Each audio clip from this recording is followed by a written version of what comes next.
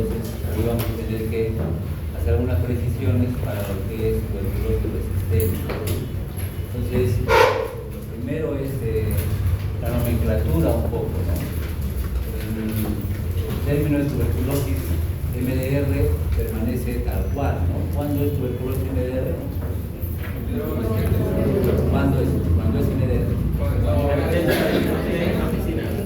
Cuando es resistente a la y rifampicina, o sea, ese término tiene como tal. Pero en cuanto al término de XR, sí hay algunas variaciones, ¿no?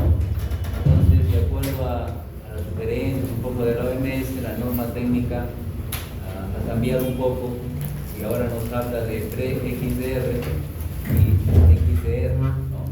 Entonces, cuando se refiere a pre-XR, ya no es como antes, digamos, en este caso, la resistencia tendría que ser a la quinolona. Para que sea MDR era a rifampicina, para que sea XR era la quinolona y el inyectable. Entonces, para pre-XR es además de rifampicina a la quinolona.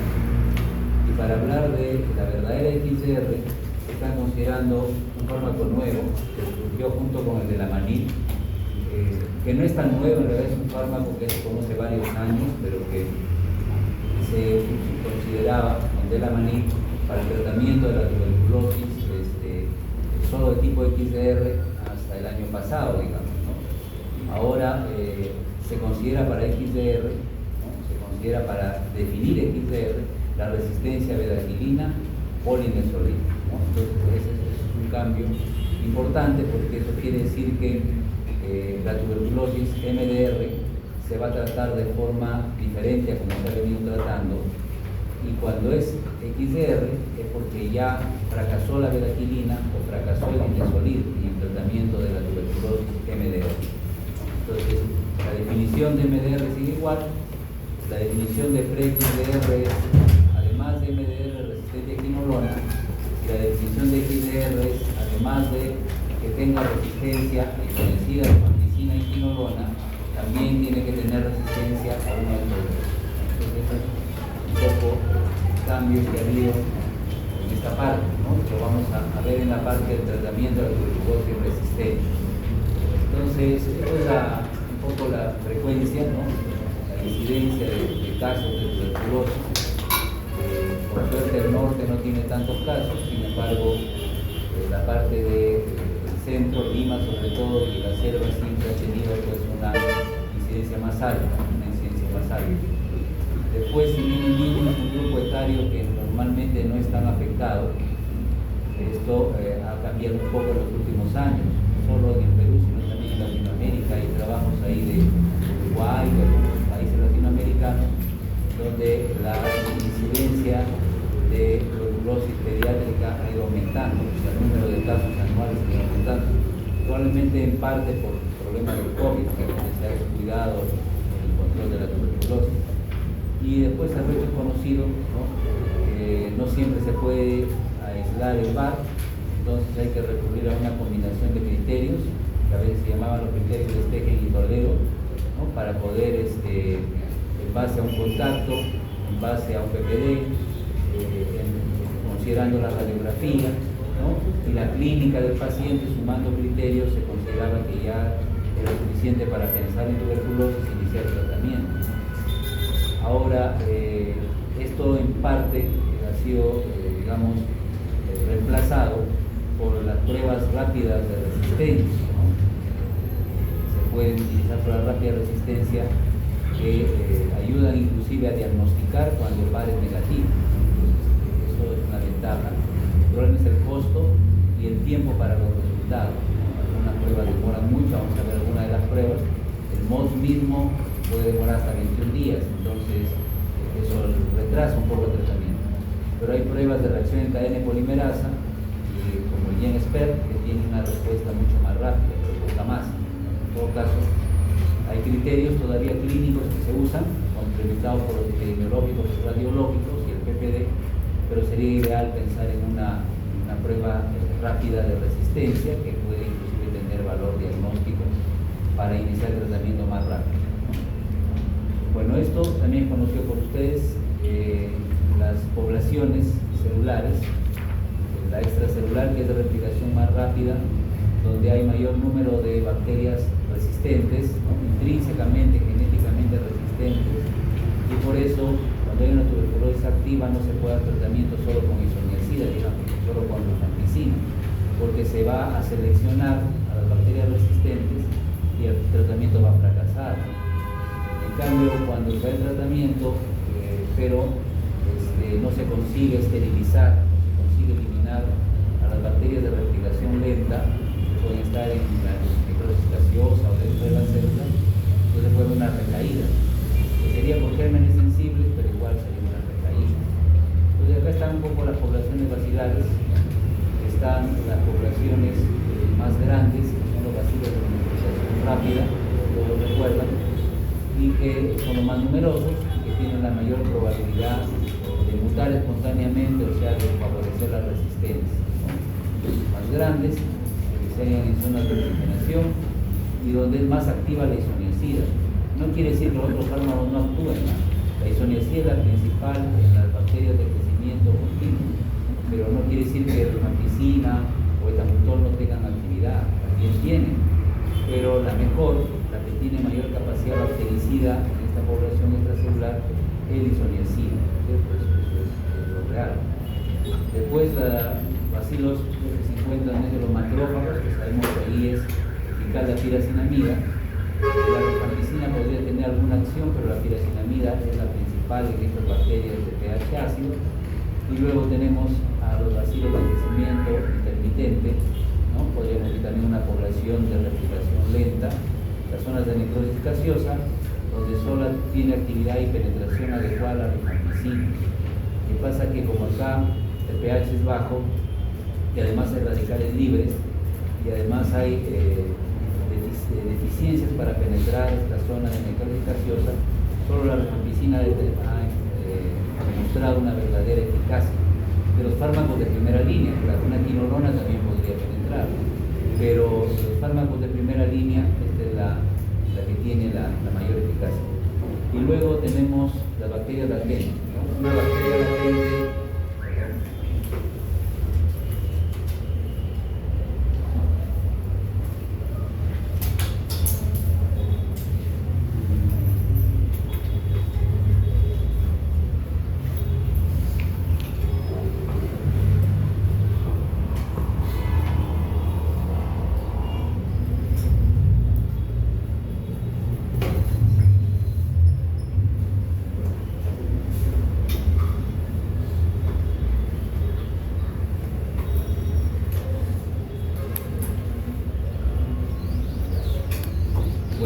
entonces las bacterias latentes, el problema está en que no son sensibles a los medicamentos. Por lo tanto, estas bacterias no van a poder ser erradicadas por ningún fármaco, porque no tienen pared celular, o no la están formando, porque no están sintetizando proteínas, entonces ninguno de los antituberculosos va a actuar ahí, no tiene forma de actuar, de inhibir. De manera que esto tiene que ser erradicado por la inmunidad del paciente. Si no es erradicado por un medicamento, es el paciente que tiene que erradicar. Y si no, puede dar lugar otra vez a reactivaciones o recaídas, ¿cierto? Ese es un poco el problema.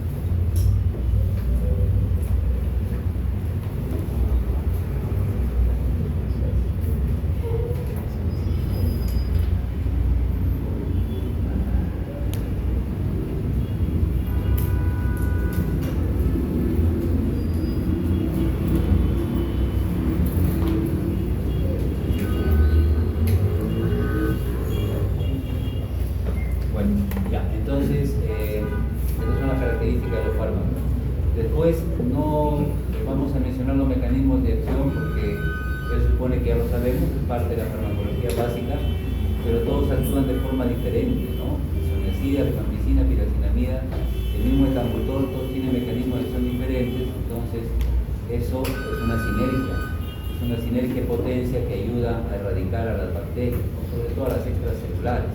porque si acá no penetra la isoniazida no va a haber sinergia, si no penetra la isoniazida tampoco va a haber sinergia, pero para las bacterias extracelulares sí puede haber una sinergia entre los diferentes medicamentos. Después, isoniazida y rifampicina, como alguien mencionó en la exposición, tienen efecto postantibiótico, ¿no? La isoniazida tiene un efecto casi de una semana, un efecto postantibiótico casi de una semana, y rifampicina de 48 a 72 horas. Por eso es que isoniazida y rifampicina se daban 2 veces por semana, ahora se dan 3 veces por semana, pero igual se pueden tomar un día sí, un día no, un día sí, un día no, porque tienen efecto postantibiótico prolongado, isoniazida y rifampicina, ¿no? Y alguien puede preguntar, ¿y por qué esa isoniazida y rifampicina y no piracinamida 3 veces por semana? Justamente por el efecto postantibiótico, porque este es el mejor bactericida y este es el mejor esterilizante, es el que actúa mejor en las poblaciones de replicación lenta, ¿ya? Aunque no sea tan eficaz en el intracelular ácido, pero es el mejor esterilizante. Después todos se dan simultáneamente, que es, como sabemos todos, es supervisado, ¿no? Es administración supervisada o bajo supervisión, el tratamiento directamente observado, se llama ODOT, bueno, como ustedes lo conozcan, y al darlos todos al mismo tiempo y en ayunas, entonces se evita que los alimentos alteren la absorción de rifampicina y isoniazida, ¿no? Porque la absorción podría modificarse de esto si se dan con comida, y como sean todos juntos, la concentración máxima, sérica máxima, se va a alcanzar al mismo tiempo. Más o menos a la hora y media todos van a alcanzar la máxima concentración sérica, ¿no? Su pico sérico. Entonces eso también puede influir un poco en el efecto sinérgico de esos medicamentos, ¿no? Después, recuerden el famoso coeficiente sobrepaso. Es un término que es más propio de la farmacología básica, pero es importante, ¿no? La rifampicina tiene el coeficiente sobrepaso más alto, seguido por la isoniazida, y estos ya tienen poco coeficiente sobrepaso. ¿Qué significa coeficiente sobrepaso? El número de veces que la concentración sérica es multiplicada por la concentración inhibitoria mínima. Con 600 miligramos de rifampicina, que la dosis promedio en un adulto, ¿no? Hay cierta similitud en el niño, aunque sea miligramos por kilo. Con una dosis terapéutica de rifampicina se multiplican de 200 a 400 veces la concentración inhibitoria mínima. O sea, es un montón. No solo se supera la concentración inhibitoria mínima, sino se multiplican por 200 veces. Y con isoniazida se superan 30 a 40 veces la concentración inhibitoria mínima. Entonces, de ahí otra vez la importancia de estos dos medicamentos, que sobre todo la rifampicina, no solo es un esterilizante, no solo es un bactericida, con poder esterilizante, con gran volumen de distribución, con buena biodisponibilidad, sino que además tiene efecto postantibiótico y tiene coeficiente sobrepaso máximo. Entonces, esas características jóvenes tienen que recordar. Sobre eso a veces preguntamos, cuando nos dicen por qué se trata así la tuberculosis, vamos a poder responder, ¿por qué la rifampicina es el mejor? Por esto es el mejor, es el medicamento más importante en tuberculosis sensible. Si es resistente ya las cosas cambian, ¿no? Pero este es el más importante para la tuberculosis. Y este es el segundo lugar porque es altamente bactericida, muy eficaz en la población extracelular, tiene coeficiente sobrepaso más largo que la rifampicina, de 6 días por lo menos, ¿no? Aunque no sea tan buena como esterilizante, tiene un coeficiente sobrepaso más largo, ¿no? Y tiene, un efecto postantibiótico más largo y un coeficiente sobrepaso de hasta 30 a 40 veces, ¿no? O sea, es inferior a la rifampicina en coeficiente sobrepaso, pero igual es importante el número de veces que multiplica la CIM, ¿no? Y su EPA, disculpen, había sido un lapsus, su efecto postantibiótico es hasta de 6 días, ¿no? Es hasta de 6. Bueno, entonces, esas son las razones para hablar de la importancia de los medicamentos. Ahora, la rifampicina es el principal inductor enzimático, eso todos lo sabemos, pero además puede inducir su propio metabolismo. No solo aumenta las enzimas que destruyen a los demás, sino hasta a ella misma, tiene efecto autoinductor. ¿Y eso qué importancia tiene? Que para que alcance su estado de equilibrio se necesita más o menos 15 días. O sea, tú tomas rifampicina hoy día, pero como se induce a sí misma, se destruye a sí misma, para que alcance concentraciones estables requiere más o menos 2 semanas aproximadamente, unos 10 a 15 días. Ya de ahí ya más o menos que se equilibra. Gran volumen de distribución. La isoniazida tiene un metabolismo hepático importante por la NAD. ¿Qué es NAD? A ver, pierde peruano. NAD. A ver, estas cosas ya deberíamos saber, jóvenes, discutimos en lo mismo, ¿ya? Disculpe que sea un poco pesado, que los exámenes están bajos, no hay muchos aprobados, que deberían haber acá más aprobados. No estamos tan bien, entonces tenemos que ponernos las pilas sí o sí ya. NAD es N-acetiltransferasa. N-acetiltransferasa. Y los peruanos somos acetiladores lentos casi en un 60%. ¿Qué quiere decir ser acetilador lento? Producir poca N-acetiltransferasa. Y si produzco poca N-acetiltransferasa, las concentraciones de lisoniazida van a ser más altas. O sea, hay más riesgo de toxicidad, de neuropatía, ¿no? De esas cosas que produce lisoniazida. Pero la bacteria se va a destruir un poco más rápido.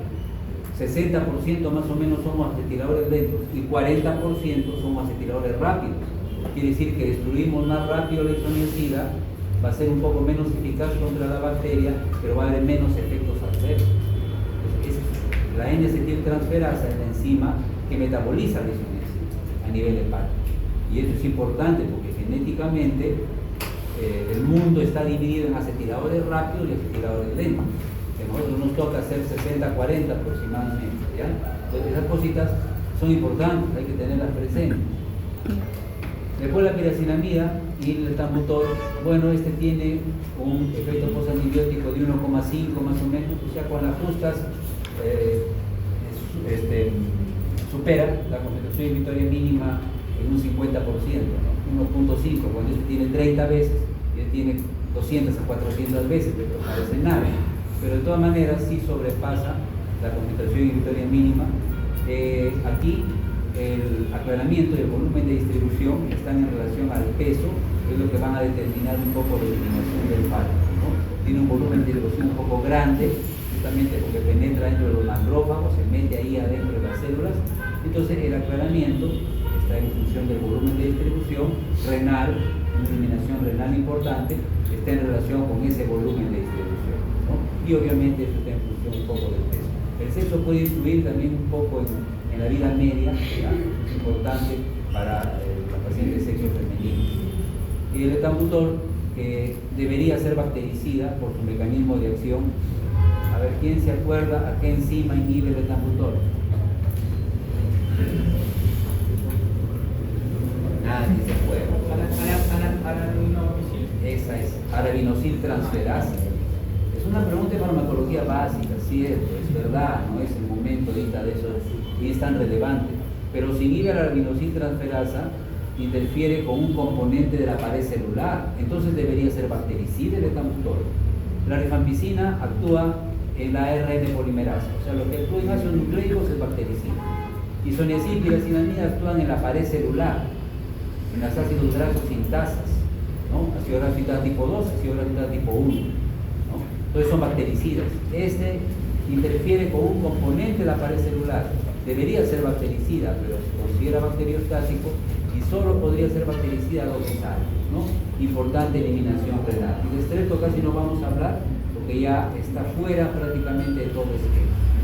Los mecanismos de resistencia pueden ser la falta de penetración, pueden ser cambios en el pH del medio, por ejemplo los aminoglucósidos no funcionan en pHs ácidos, entonces donde el pH está con muchos hidrogeniones, no hacen nada los aminoglucósidos, ni la estreptomicina, la micacina, la canamicina no tienen buena eficacia, ¿no? Después la expulsión, pueden expulsarse células, pueden haber mutaciones a nivel de las enzimas que tienen que ver con la síntesis del ARN, como acá la mutación, por ejemplo, en el ARN polimerasa, puede ser una mutación, y otros cambios importantes que afectan a dos medicamentos que están acá, piracinamida y isoniazida, es la enzima que los activa. Entonces, no se olviden que la isoniazida y la piracinamida son profármacos.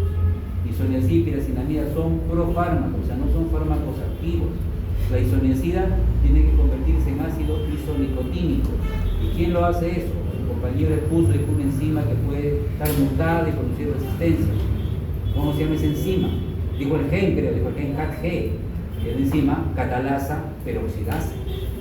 La otra enzima que puede estar mutada es la de la ácido graso sintasa, que es la INA. Bueno, pero son profármacos. Capaz no me voy a acordar las enzimas, ya no importa, pero son profármacos.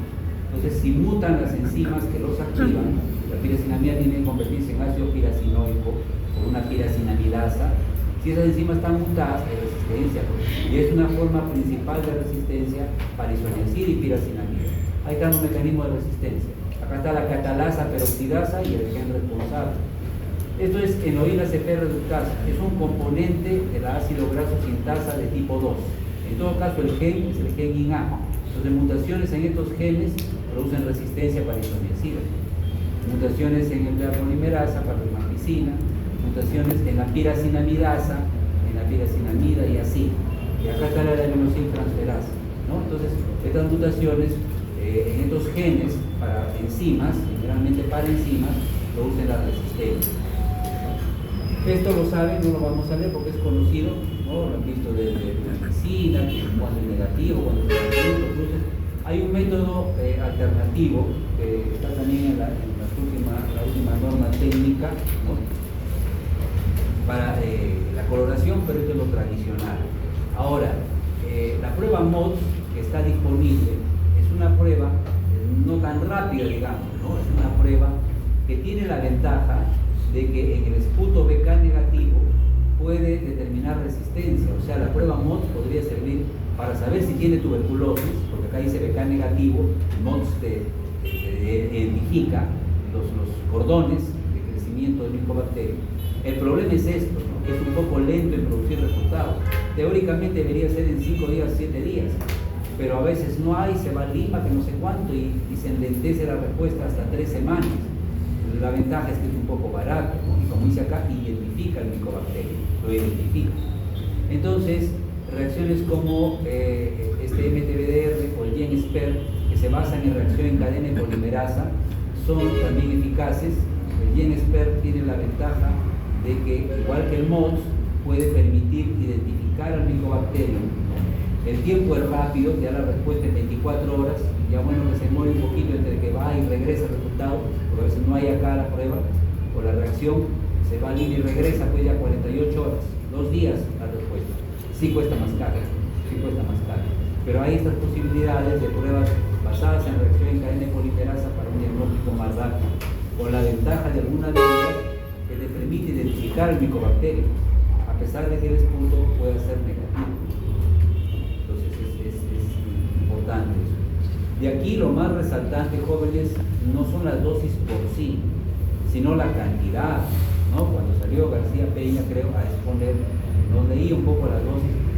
Jóvenes, yo insisto, seleccionemos la información que es importante. ¿Qué es lo importante para pediatría de las dosis?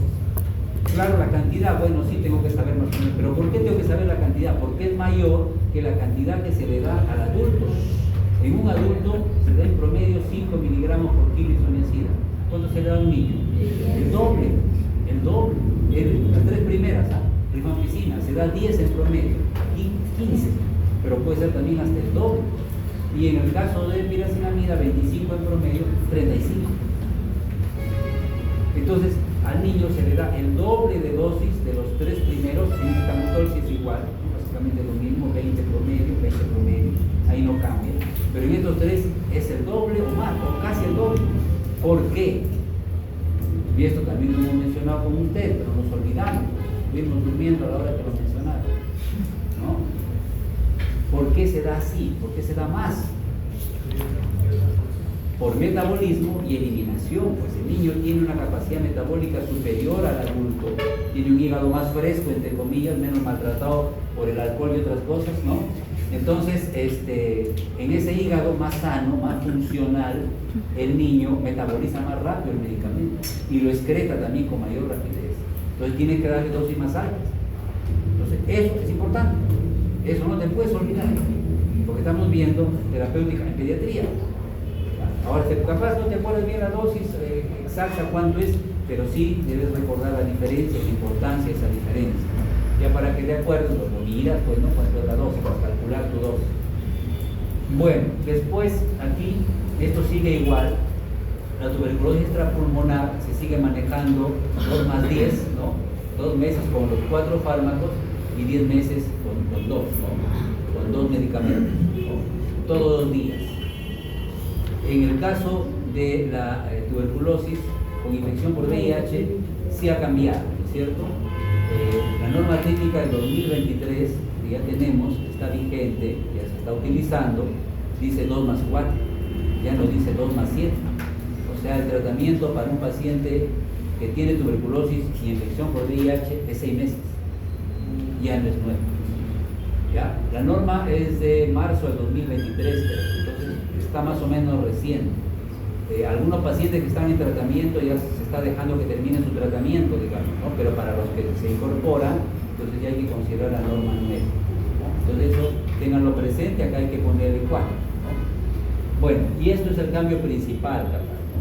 El lado izquierdo no ha cambiado, permanece igual, por eso lo he dejado la diapositiva tal como está, pero para decirles que este ladito de acá sigue igual.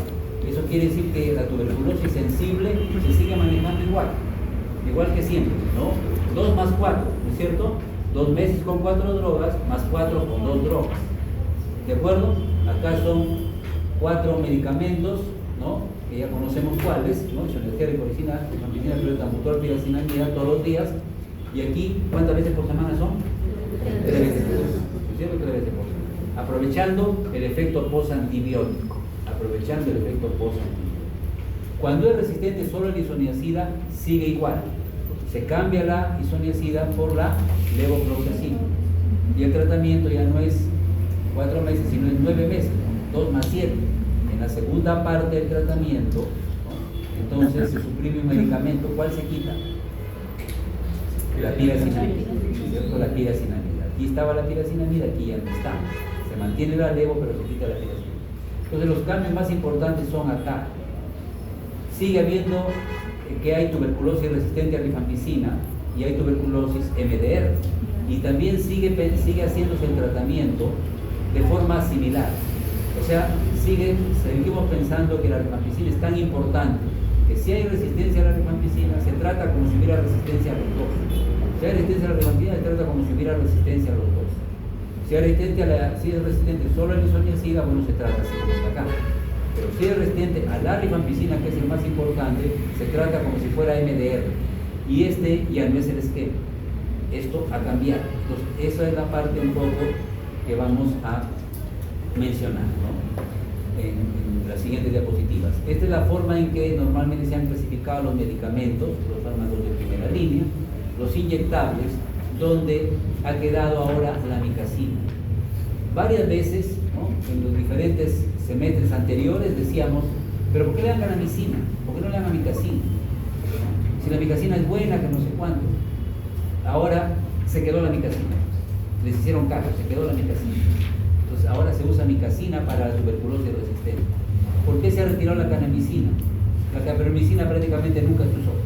La kanamicina porque es más tóxica que la amicacina y su eficacia no es mejor. De manera que, a pesar... Sí, dígame, ¿qué pasó?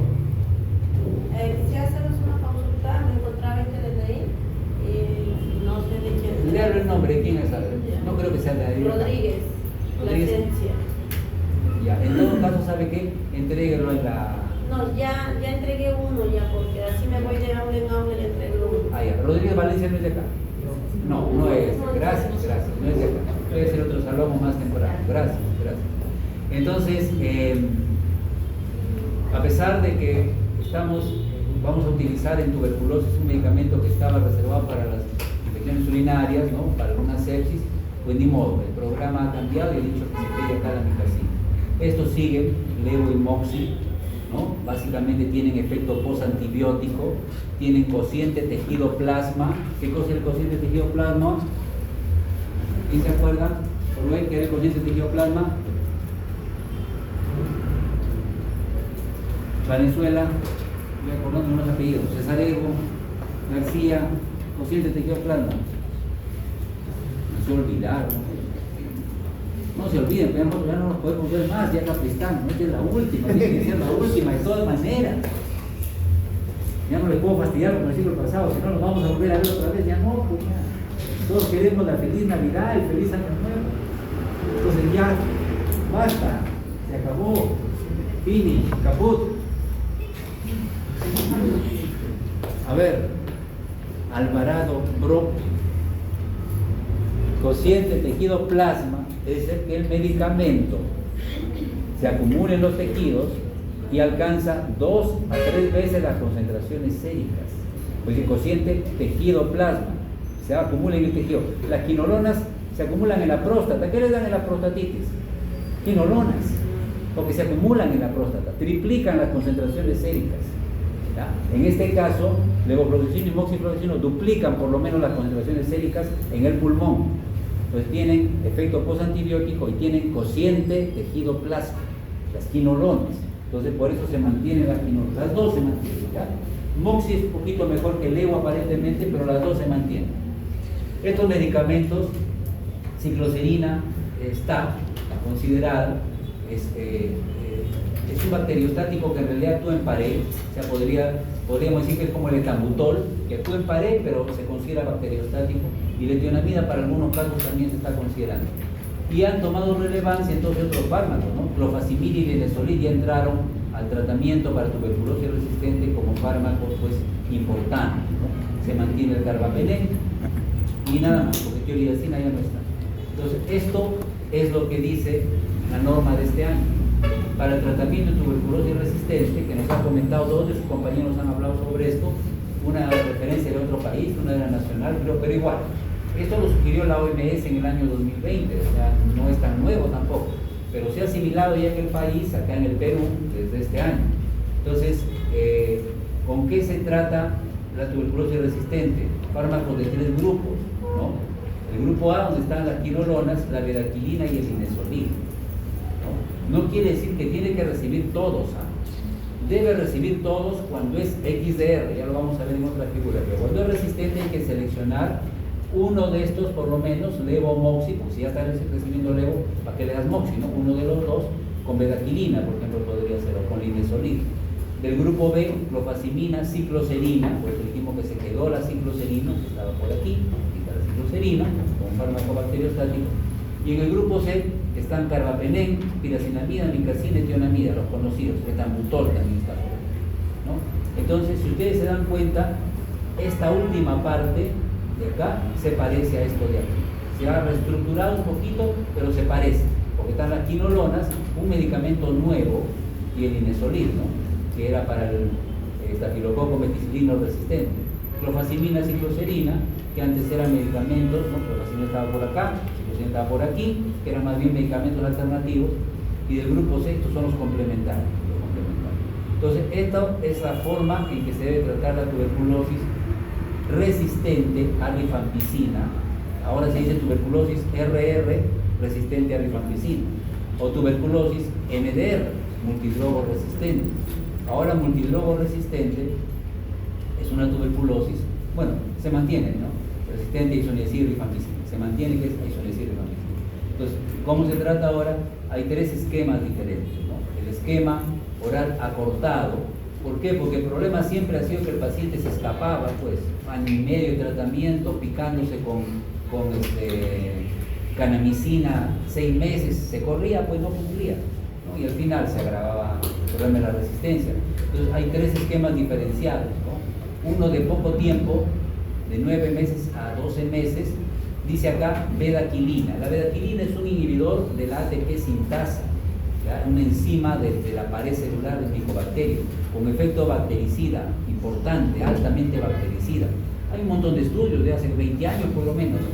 Cuando hicimos con ustedes, varios de ustedes, estaba ya el nombre de la bedaquilina, estaba como TCM 207, yo les puse una diapositiva, pero seguramente no se acuerdan. Yo les puse una diapositiva de que es un medicamento que tenía una capacidad de esterilización más alta, ¿no?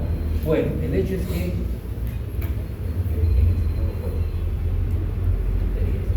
entonces esa es la idea de la bedaquilina, ¿ya? Un bactericida importante que inhibe la ATP sintasa. Entonces acá está bedaquilina, está con linezolid. El linezolid también es viejo, en realidad la bedaquilina es más nueva, es viejo, un medicamento antiguo que se usa para estafilococo resistente, ¿no? El problema era su toxicidad, pero como ya salió algunos compañeros, la toxicidad no es tan alta y considerando que el problema es una resistencia, se ha incorporado el esquema con la clofazimina y la levofloxacina. Entonces, ahora es el esquema de 4 medicamentos, ¿ya? Y son medicamentos con nombres un poco nuevos, pero no, excepto levo, está bedaquilina, linezolida y clofazimina, más levo, ¿no? 4 medicamentos por 9 a 12 meses. ¿Ya? Y el resto más o menos es igual, todos los días menos el domingo, no sé cuántos, igual. Acá está el esquema oral prolongado. Como preguntaba, ¿cuándo uso dosis más bajas, cuándo uso dosis más altas? ¿Cuándo uso un esquema oral acortado? ¿Cuándo uso un esquema oral prolongado? Depende. Si el paciente está más deteriorado, es un paciente medio desnutrido, inmunosuprimido, es un paciente que ya ha tenido capaz un tratamiento previo y lo ha suspendido, qué sé yo, y está en condiciones pues de tener un cuadro más grave, o hay factores de riesgo para que haga resistencia por la inmunosupresión que trae de por medio, entonces mejor un esquema oral prolongado. Entonces, una de las dos, dice acá, ¿no? Levomoxi, no le vas a invitar los dos, ¿para qué vas a dar dos? Una de las dos, la bedaquilina, el linezolid, la clofazimina, y ya se agregan de la última lista, de esta de acá, que son para agregar, se agrega la cicloserina y la piracinamida. Es el esquema inicial, de 6 meses. Y es prolongado porque es año y medio, como era tradicionalmente el esquema para la MDR, era de año y medio, por acá. Gastable, era de año y medio, 6 más 12, que podría prolongarse un poquito más todavía, ¿no? 6 más 12, año y medio, pero acá igual, es año y medio, ¿no? Entonces, retirando, ¿no? A ver, ¿qué se ha retirado acá? ¿Cuál ha salido de acá? ¿Cuál ha salido de acá? La bedaquilina. La bedaquilina se retira. Eso quiere decir que esto es por el efecto esterilizante que tiene, ¿no? Se considera así como cuando en la primera fase pues se ponen, digamos, fármacos potentes y de amplio espectro, así, la bedaquilina. Y luego acá ya está retirado, se queda el linezolid, se queda la quinolona, se queda la clofazimina, cicloserina, piracinamida. Se retiró la bedaquilina, ¿no? No es tan tóxica.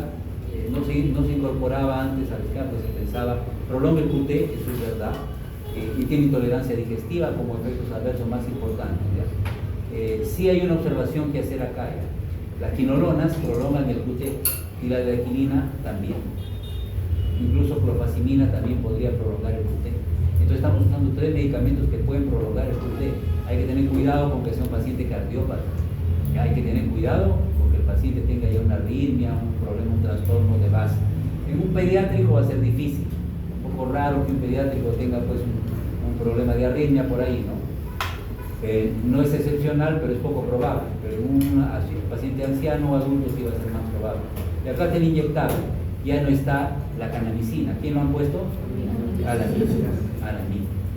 Otra vez con levo, miren que las quinolonas están en todos los esquemas. Levo ha tomado el lugar que tenía rifampicina o que tenía isoniazida, está levo, la cicloserina, ¿no? La isonamida, la piracinamida, ¿no? Y luego se quita la mica, quedan los otros 4. Entonces esos son los esquemas de tratamiento, vigentes en el momento actual. Entonces eso tendremos que considerarlo porque es lo que se ha actualizado este año, ¿no? Y aquí está la tuberculosis pre-XDR, o sea, no llega todavía a ser XDR, pero ya hay resistencia. En este caso es porque es resistente a una quinolona. La tuberculosis pre-XDR, yo les dije al principio, es una MDR que además es resistente a la quinolona, digamos a la levo. Esto ya no se puede usar. Si es pre-XDR, ¿qué vas a usar? Bedaquilina, linezolid, más estos de acá, más algunos de estos de acá. Y si es tuberculosis XDR, o sea, extremadamente resistente, ahora XDR es resistente a la quinolona y a la bedaquilina. O sea, para hablar de tuberculosis XDR tiene que ser resistente a isoniazida, rifampicina, la quinolona, y ya no el inyectable, sino la bedaquilina. Entonces, ¿qué te queda en una XDR? No puedes usar ninguno de los 3 primeros. ¿Qué vas a usar? Linezolid, clofazimina, cicloserina, un carbapenem probablemente porque es potente, ¿no? Meropenem por ahí, ¿no? Amicacina, y agregarle quizá piracinamida o etamidol, agregar alguno de esos, ¿sí? Para completar el esquema. Esto es para conocimiento, obviamente, porque aparte que es una cosa un poco nueva, lo maneja pues el especialista, ¿no? Salvo que en el serum que van a hacer en algún momento, vayan a un lugar muy alejado donde tienen ustedes que manejar una cosa de estas, ¿no? Pero si no, normalmente esto lo hace el especialista, ¿no? El neumólogo es el que lleva la conducción del programa. Esto sigue vigente, tal cual lo hemos mencionado antes, ¿no? Ya sabemos que hay fármacos que tienen eliminación renal importante.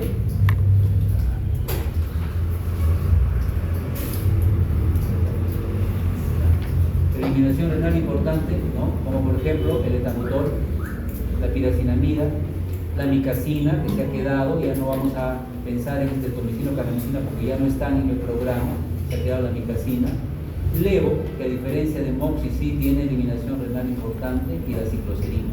Entonces, esos son los que requieren aumentar el intervalo entre dosis en enfermedad renal crónica severa.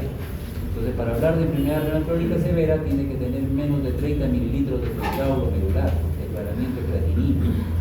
En esos casos se aumenta el intervalo, el tiempo se va dejando un día. Y eso es enfermedad hepática crónica. Esa es enfermedad hepática crónica. En enfermedad hepática crónica, ahí está la escala Child-Pugh, igual mantiene la norma del criterio del Child-Pugh. Cuando es una enfermedad hepática crónica leve, ¿no? Es una enfermedad hepática o poco severa, como dice acá, ¿no? Se evita solamente ¿la qué? ¿Por qué una enfermedad hepática que no es tan severa se quita solo la piracinamida? Porque de los tres es el más hepatotóxico. Se quita el que es más hepatotóxico. Tiene una enfermedad hepática crónica que no es tan severa, entonces solo se quita la piracinamida y se deja los otros que son menos hepatotóxicos, se quita lo más hepatotóxico. Cuando es un cuadro moderado, se deja la rifampicina, se quita isoniazida y piracinamida. ¿Por qué, Peláez? ¿Por qué se deja la rifampicina? Estamos hablando siempre de hepatotoxicidad. Pero cuando es una toxicidad hepática moderada, no es leve, pero tampoco es grave, se deja la rifampicina. ¿Por qué? ¿La eficacia? Porque es el más importante. A pesar de que sea hepatotóxico, de los tres es el más importante, el más eficaz, el más potente, el que radica mejor, el esterilizante, el número uno en el esquema. ¿Se dan cuenta? Los criterios no son los mismos en el Child A o en el Child B. En el Child A, como es una hepatopatía leve, ¿no? Se quita el más peligroso de todos, pues, y se dejan los otros porque son menos hepatotóxicos y son importantes. En cambio, en el Child B solo se deja rifampicina, o sea, chau piracinamida, chau isoniazida. ¿Por qué? Porque tengo que quedarme con el más eficaz, pues, con el mejor de todos, así sea un poco hepatotóxico. Pero si la toxicidad es grave, no se queda ninguno, ni el mejor de todos, se quitan todos. Entonces, ténganlo claro, a veces con las preguntas se ponen la pregunta que se refiere a lo mismo y a veces no la respondemos. Isoniazida, neuritis de qué tipo? ¿Neuritis de qué tipo? ¿Usted es más peruano? ¿Neuritis? Periférica. Me van a repasar bien el lunes y la otra semana tenemos test de nuevo. Y esos test no han ayudado, nos han bajado a muchos. Neuritis periférica. ¿Con qué se hace la profilaxis? ¿Con qué se trata esta neuritis periférica? Vitamina B6, o sea, piridoxina, como dice Malo. Piridoxina para este problema. ¿Y si es dolorosa? ¿Y si es una neuritis periférica dolorosa? García.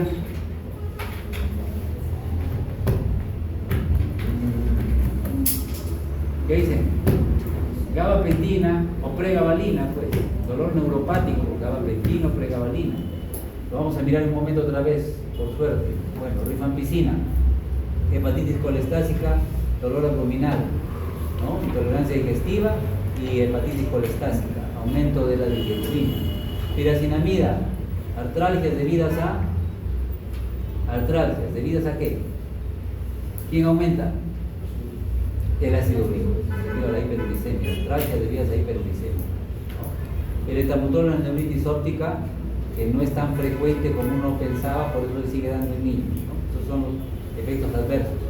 Aquí otra vez una lista de los efectos adversos. Está la neuropatía periférica, la hepatitis, pero solo con aumento de transaminasas, la rifampicina con hepatitis colestásica, con aumento de bilirrubinas, las náuseas y vómitos, el dolor de barriga, la piracinamida, la más hepatotóxica, ¿no? El etambutol, la neuritis retrovulvar, neuritis óptica retrovulvar, cicloserina. ¿Qué produce la cicloserina? La cicloserina era psiquiátrica.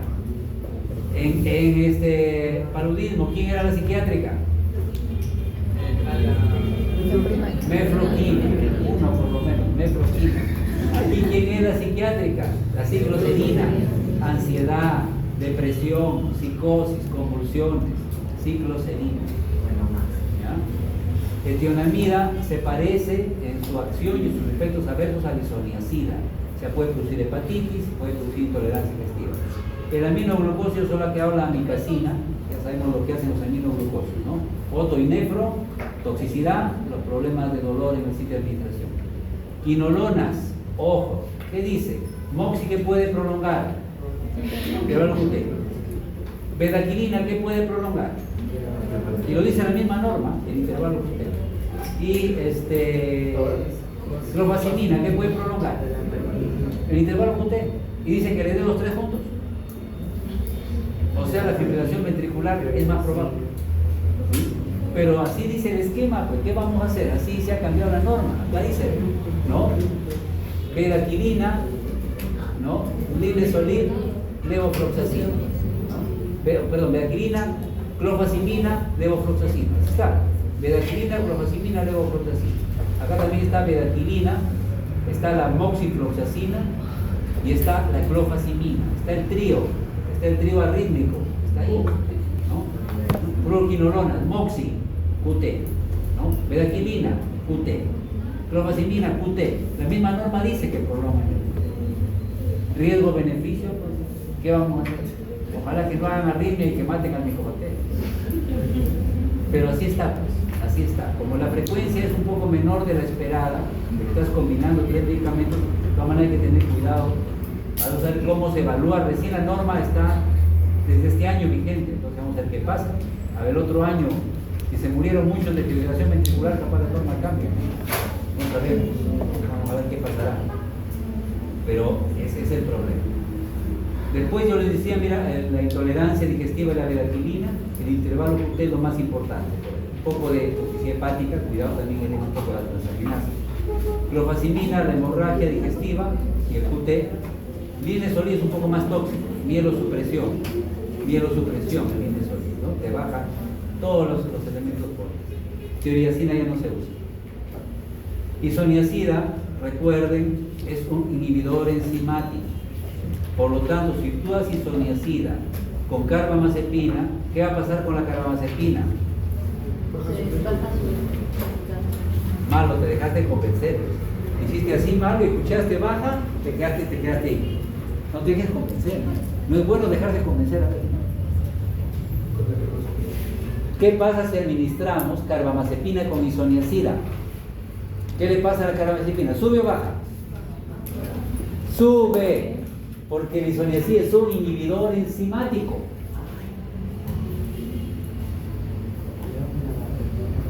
Por eso se han iniciado en los exámenes del siglo pasado.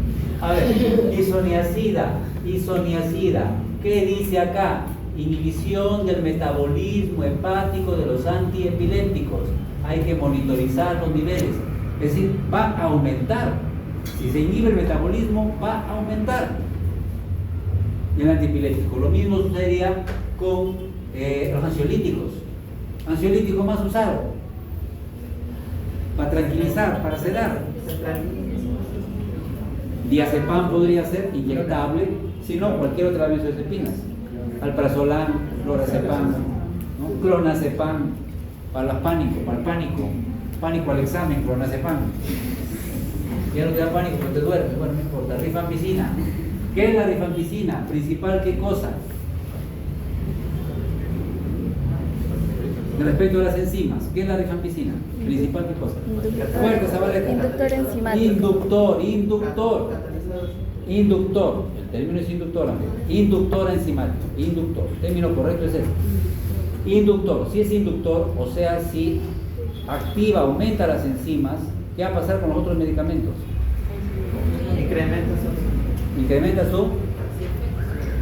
García, estás hoy día, si estás dándole rifampicina y aumenta las enzimas, los otros medicamentos se van a destruir.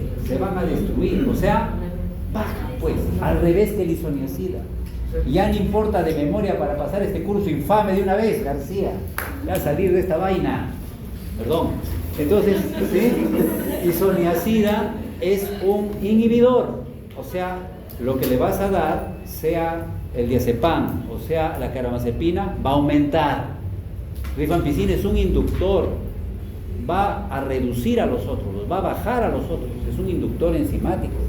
Aumenta las enzimas que destruyen a los otros. Por eso acá dice anticonceptivos orales, menor efecto anticonceptivo. Eso les dije a varios, ¿no?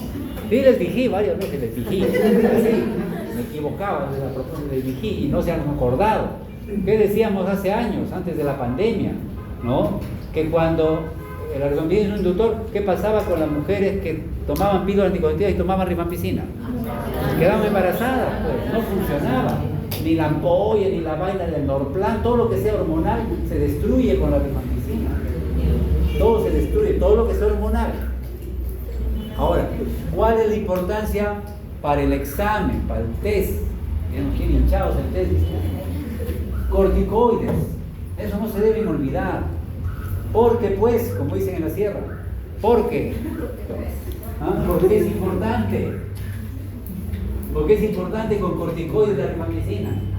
No te duermes, no te duermes. ¿Por qué? Andía, ¿por qué? Estabas queriendo dormir. Pues he venido por acá, para tratar. ¿Qué pasa en la meningitis tuberculosa del gado? En la meningitis tuberculosa, ¿qué se da? Corticoides, ¿no? Dexametasona. Si tú le estás dando rifampicina y dexametasona, ¿qué va a pasar con la dexametasona? Va a disminuir. Entonces, ¿qué vas a hacer? Aumentar la dosis en vez del corticoide. ¿Sí? Aumentar, porque se está reduciendo por la culpa de la rifampicina. ¿Está bien? A ver, está pensando. Vamos a hacer un esfuerzo para mejorar esta segunda unidad. Tenemos que mejorar sí o sí. Sí o sí, pero mejorar pues estudiando, pues no mejorar con regalo, pues no, así no juega Perú. Así va, Perú pierde todavía. No nos comparemos con juega Perú. Claro, tenemos que ya, ponernos las pilas ya. Entonces, esa interacción ojalá no se olviden, ¿no? Bueno, con los niveles de proteasa, también les dije, ¿no? Muchachos, García, Valenzuela, Alegre, ¿no? Les dije también, ¿con quién no se usa nunca la rifampicina? A ver, alégranos la tarde, ¿con quién no se usa? Nunca se usa rifampicina. ¿Con qué antirretroviral? ¿Con cuál? Está prohibido, proscrito, nunca. Fuerte. Efavirenz, no. Mentira, no. ¿Ya ven? Madre, Valenzuela, la última esperanza, de la A a la V. Habla. O calla para siempre. No. ¿Con quién? Fuerte. Muy bien. Lopinavir, pues. Nunca se da rifampicina con inhibidores de proteasa. ¿Y cuál es el inhibidor de proteasa? Lopinavir, ritonavir. Nunca. Los destruye totalmente. Con efavirenz se aumenta el efavirenz. ¿Cómo se llama el inhibidor de integrasa? Que ya nos viene la próxima semana. ¿Cómo se llama el inhibidor de integrasa? Inhibidor de integrasa. Los que hemos llevado deberíamos acordarnos. ¿Verdad? Es inhibidor de integrasa.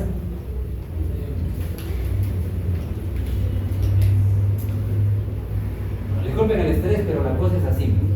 Si esto ya nosotros lo hemos visto, y yo les he insistido, les he fastidiado, les he evaluado, y no se acuerdan, entre comillas, disculpen la expresión, pero por eso estamos aquí. Claro, claro, porque ya esto lo hemos visto, han dado examen, ya los hemos evaluado, los hemos diciendo así que no sé cuánto, que no sé qué, y no nos acordamos, entonces quiere decir que no le hemos puesto a interés, no lo hemos considerado, no nos ha interesado. No sé, o algo ha pasado que ya no nos acordamos simplemente. No nos acordamos. Raltegravir, pues. Y dolutegravir, pues. Pero para los niños pequeñitos es raltegravir. Y para los niños más grandes es dolutegravir.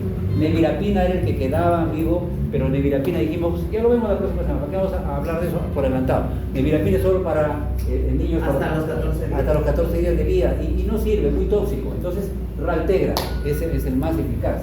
Bueno, nos vemos la próxima semana. Ya, no importa. A ver, etambutol no tiene interacciones importantes, piracinamida solo con el alopurinol, porque tiene que ver con el ácido úrico. Las quinolonas, ya si no me dicen esto, ya me suicido, me jubilo. A ver, fluorquinolona. Todos mentalmente han dicho, ¿por qué no lo hace antes? Todos algunos han dicho, ¿no? Ya lo hubiera hecho el siglo pasado. No, fluorquinolona, es una frase.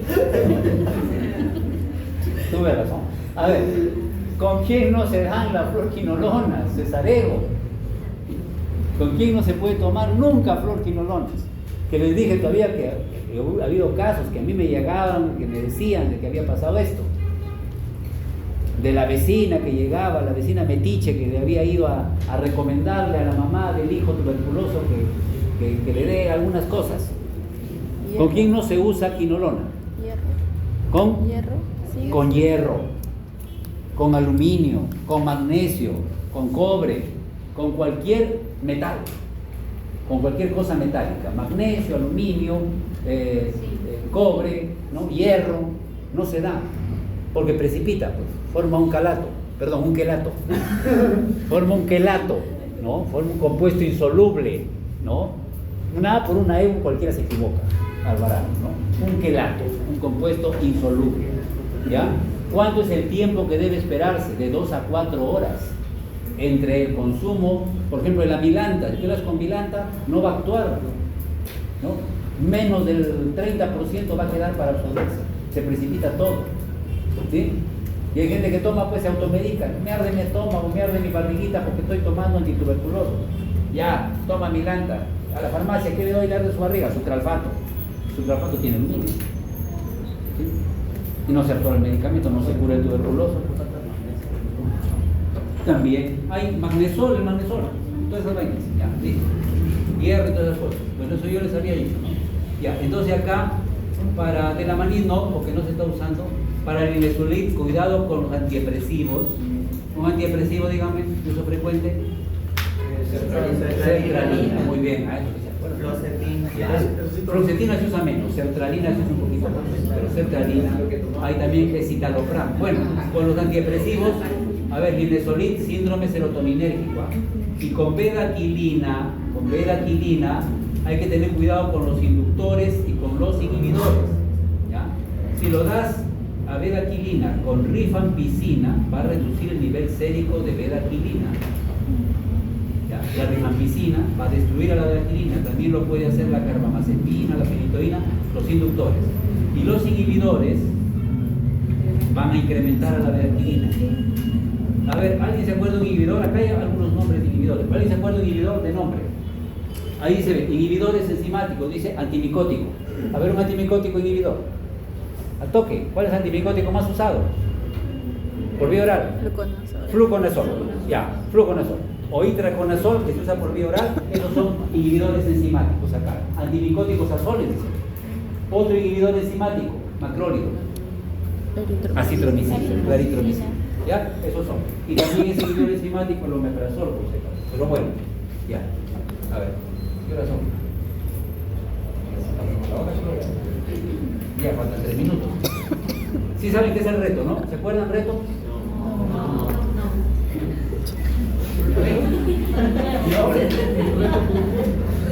Ya no puedo decir próximo semestre. ¿Qué reto? ¿Qué reto? Reintroducción de fármacos antituberculosos, sino que ahí la abreviatura pues no ayuda, ¿no? Se reintroducen los fármacos antituberculosos uno por uno. ¿Por cuál se empieza? Por el menos sospechoso, por el que se supone que no es el culpable. ¿Ya? Entonces, cuando hay una hepatitis colestásica, ¿cuál es el culpable? Probablemente en una hepatitis colestásica. Rifampicina. Una hepatitis con ictericia, probablemente rifampicina. Se quitan todos, por si acaso se quitan todos. Y se empiezan a introducir uno por uno. ¿Por quién se empieza? El menos produce toxicidad de iguales. Etambutol, correcto, etambutol. Se empieza por etambutol, porque es el menos hepatotóxico de todos. Ya, mira, hepatitis colestásica, está amarillo. Ya le pones etambutol, no pasó nada. ¿Cuál sería el siguiente que se va a introducir? Isoniazida. ¿Isoniazida o piracinamida? Isoniazida. Isoniazida. Isoniazida. Isoniazida. ¿Por qué no piracinamida? Porque es más hepatotóxico que la isoniazida. Y además la isoniazida es más importante, también más eficaz que la piracinamida. ¿Está bien? El tercero en introducir. Piracinamida. Y ya se deja para el último la rifampicina. Si con esos tres no pasó nada, se comprobó que la rifampicina es el culpable, ya no se da rifampicina. ¿Ya? Listo. El manejo sintomático, ojo, ¿no? Si tiene gastritis, se maneja pues ranitidina. Si tiene náuseas y vómitos, un antiemético. Si tiene prurito con una antihistamínico. Pero si tiene erupción, ojo que esto también está en algunos estudios, si hay erupción cutánea, es mejor retirar los medicamentos, no manejarlos sintomáticamente. Las erupciones cutáneas, sobre todo si son descamativas, pueden convertirse en síndrome de Stevens-Johnson, y eso es un cuadro grave que lo puede matar al paciente. Entonces, si una persona que está consumiendo antituberculosos dice que le pica, le da un picazón un poquito, pero no tiene erupción, no tiene rash, ¿ya? No tiene erupción cutánea, se da clorfeniramina. Pero si comienza a tener erupciones, ¿no? Rash, descamación, ¿no? Hay que quitar los medicamentos. Puede ser un cuadro más severo, ¿ya? Hay que tener cuidado. ¿Quién es la psiquiátrica? Cicloserina, ahí está, cicloserina, ¿no? Entonces se maneja sintomáticamente, ¿no? No se olviden que quinolonas también pueden tener efectos neuropáticos y de ansiedad. Y ahí están los responsables de neuropatía periférica. Dos cositas finales, ya porque ya estamos fuera de hora. A ver, uno, estas son las contraindicaciones. Esto también lo he agregado. Entonces, como no estaba en el semestre anterior, no hemos visto esta. En el semestre anterior no estaba muy claro la norma técnica, entonces hay algunas diferencias. Antes del fin de semana, pero igual me haces acordar, niña, para subirlo esto al Blackboard, porque la próxima semana es el test, entonces tienen que tener las diapositivas. Pero igual, como está en la norma técnica, lo googlean, y ahí igual, pero también lo pueden googlear. No quieren hacer nada ustedes. A ver, ¿qué dice de la principal contraindicación de isoniazida? ¿Contraindicado en qué casos? Inducida por fármacos. Yo no sé con quiénes de ustedes, con algunos hicimos, creo, el caso clínico, tenemos taller, con algunos y otros no. Bueno, no me acuerdo, no importa. Pero en el grupo que teníamos el taller, había una hepatitis que era inducida por paracetamol. Si un niño le dan paracetamol y le inducen una hepatitis medicamentosa, tú no le puedes poner isoniazida. Pero no es un Chailly-Pugh, no tiene ascitis. ¿Me estoy dejando entender? A ver, si a un niño le das una sobredosis de paracetamol, te puede hacer hepatotoxicidad por el paracetamol, pero no le puedes aplicar la escala de Chailly-Pugh, porque la escala de Chailly-Pugh es para enfermedad hepática crónica, para el cirrótico, ¿ya? No le puedes aplicar Chailly, pero tiene hepatitis tóxica. ¿Qué no se puede dar ahí? Isoniazida, definitivamente está contraindicada. Tampoco en realidad debería darse rifampicina ni piracinamida. Habría que buscar una alternativa. Pero el que está definitivamente contraindicado es la isoniazida. La mica, cuidado con las embarazadas, porque hay riesgo de sordera congénita. Y eso lo hemos visto, lo hemos verificado cuántas veces los ginecólogos a muchas mujeres embarazadas como tienen ITU, les dan aminoglucosis. No pasa nada, que no sé cuánto. A ver si esa mujer que le está dando aminoglucosis fue a tu esposa, ¿le das? Así me pregunta el ginecólogo, ¿le hubieras dado tú si hubieras hecho esto? Seguro que no le das. Seguro que no le das. Pero como no es tu esposa, no es tu nada, le das. Si no es ni nada. La neuropatía, la sordera congénita es escasa con aminoglucosis, pero existe, hay casos reportados.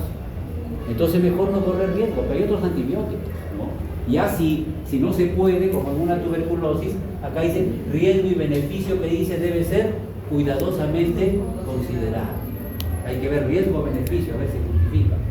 El etambutol, cuidado con los pacientes que tienen problemas de visión. Ya sabes que el niño no ve, viene un niño con lentes, toma tu etambutol. O si ya tiene trastorno visual. Ya dijimos que la incidencia es baja, pero hay que tener cuidado. La piracinamida, en los casos de insuficiencia hepática severa y gota, ahí está para que lo lean. Ya las quinolonas se pueden usar en gestantes, pero es también un medicamento riesgoso.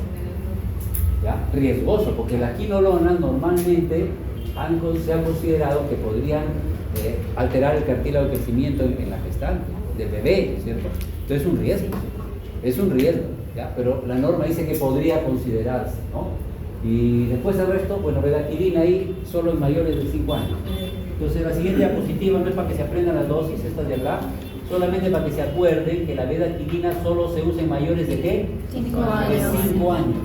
No se usa en niños más chiquitos. En cambio, las quinolonas, ojo al piojo, y hemos dicho antes esto, a ver, las quinolonas se pueden usar en menores de 5 años. Según la Asociación Española de Pediatría, desde los 6 meses dijimos, ¿no? Ya bueno, desde el año. Para tuberculosis, en menores de 5 años se puede dar. Ahí está la dosis de levofloxacina, ¿no? Entonces, sí se puede considerar, ¿no? Sí se puede considerar. Bueno, y esta tuberculosis latente que sí lo hemos visto, estos son algunos esquemas. Acá le hemos hablado una cosa chiquita. Hay contactos de tuberculosis resistente isoniazida. Este es el tratamiento para tuberculosis latente, para los contactos, pero tuberculosis sensible. O sea, tú tienes un contacto, pero el contacto es tuberculosis sensible, ¿me dejo entender? Ya, no es resistente. Pero si el contacto es tuberculosis resistente isoniazida, se da rifampicina por 4 meses, ya no sea isoniazida, si es resistente isoniazida. Y si es contacto de una tuberculosis MDR o RR, se da levofloxacino 6 meses. ¿De acuerdo? Sí, porque alguien puede preguntar, pues, ¿no? Y si tengo contacto con uno que es tuberculosis multidrogo resistente, no voy a usar isoniazidas, no voy a usar rifampicina, si es MDR. Tengo que usar levofloxacino. ¿Ya? Listo. Bueno, estas son dosis, un poco las dosis y ya está. Hago una preguntita. Dime. Hago una preguntita. Hago una preguntita, ¿qué parece? No. Estudien. Vas a obtener. Estamos un poco decepcionados con sus notas, tienen que mejorar.